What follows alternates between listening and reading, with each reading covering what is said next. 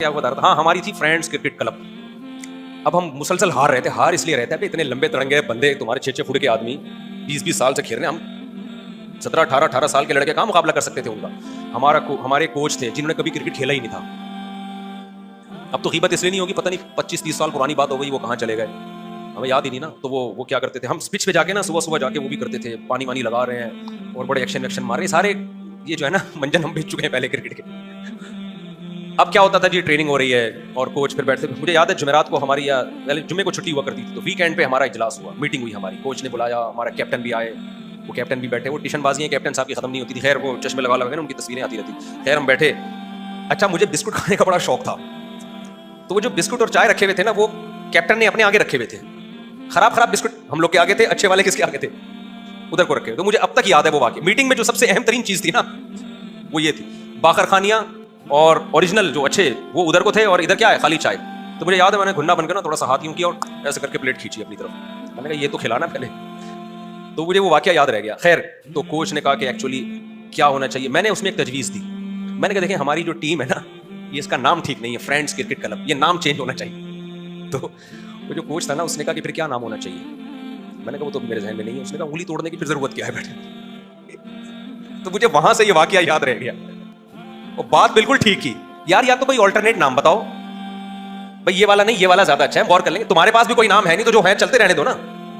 اب کسی بچے کا نام زاہد ہے, آپ نے ایک شرری چھوڑ دی, زاہد نام اچھا نہیں ہے.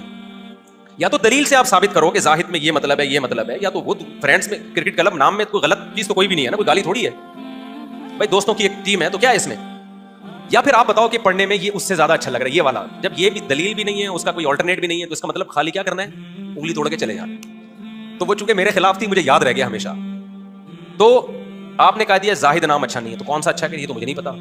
بیٹھے بیٹھے بلا وجہ کیا کر دیا, خام خواہ کے اگلے کو کنفیوژن میں ڈال دیا. ایک عورت کو بول دیا آپ کا شوہر اچھا نہیں ہے, کیا خرابی ہے, لیکن خرابی تو میں بعد میں غور کر کے بتاؤں گا. مرد کو بول دیا تیری بیوی ٹھیک نہیں ہے, کیا مسئلہ کیا ہے, ٹھیک نہیں ہے. کہنے بس میں ایک دفعہ ایئرپورٹ پہ بیٹھا ہوا تھا, پرانی بات ہو گئی, ایک صاحب آئے میرے پاس, السلام علیکم. وعلیکم السلام. سیلفی علی کریں صاحب, کچھ رپورٹس ہیں آپ کے بارے میں اور ذرا سنبھل کے رہیے گا. میں نے کہا بھائی کیا رپورٹس ہیں یار. کہہ رہے ہیں بس وہ کچھ رپورٹس ہیں. میں نے کہا آپ کون ہیں, کہاں ہیں. کہہ رہے ہیں میں کچھ خفیہ اداروں میں ہوتا ہوں, کچھ رپورٹس ہیں. میں نے کہا یا تو پھوٹ دے بھائی, کیا رپورٹس ہیں بلا وجہ چکر میں ڈالنے والی بات ہے نا. کیا ہے بھائی تو بتا تو صحیح, بس اپنا خیال رکھیے گا. چلا گیا. تو تھوڑی دیر تو میں نے کہا پتہ نہیں کس قسم کی رپورٹس کی, کوئی را کے ایجنٹ میرے پیچھے پڑے ہوئے ہیں, یا کوئی کیس کر دیا کسی نے میرے خلاف, یا کوئی سسرال نے کچھ اندر ہی اندر کچھ کر دیا ہے, کیا ہو گیا بھائی. تو جب رپورٹس ہونی چاہیے تھی اس وقت نہیں تھی, جب کی تھی تو پکڑا تو اس وقت جاتا ہے نا. اب تو بتا دیا ہم تو یہی رپورٹس میں گھومتا رہتا ہے ہمارا دماغ. پھر مجھے غصہ آیا, میں نے کہا اس کو پکڑ کے نا 2 کٹ لگانی چاہیے تھی. یا تو رپورٹ سے بتاتا نہیں, چپ بیٹھا رہتا, اور اس کو کہتے ہیں کیا کرنا اگلے کو بلا وجہ کی. تو میں تھوڑی دیر میں نے کہا بھاڑ میں جائے ایسے کی تیسی یار, تو ایویں چکر میں ڈال کے نہیں ہوتے بعض لوگ, بات کرو اور نکل لو.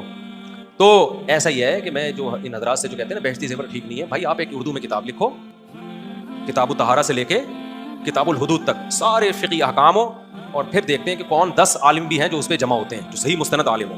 دیکھنا اس میں کتنا اختلاف ہوگا. کوئی کہے گا یہ ٹھیک نہیں ہے, یہ قرآن حدیث کے خلاف ہے, تو کہے گا یہ والا قرآن کے مطابق ہے, وہ قرآن اس کو نکالو اس کو لڑتے رہیں گے. تو امت کو اللہ نے 4 فقہا پہ جمع کر دیا, اتحاد ہو گیا, اس پہ اللہ کا شکر ادا کرو. صحیح ہے نا. اب اس سے نکلنے کی کوشش کرو گے لڑائیوں, اور ہر آدمی قرآن حدیث کا منجن بیچے گا اور کچھ بھی نہیں ہوگا. تو خیر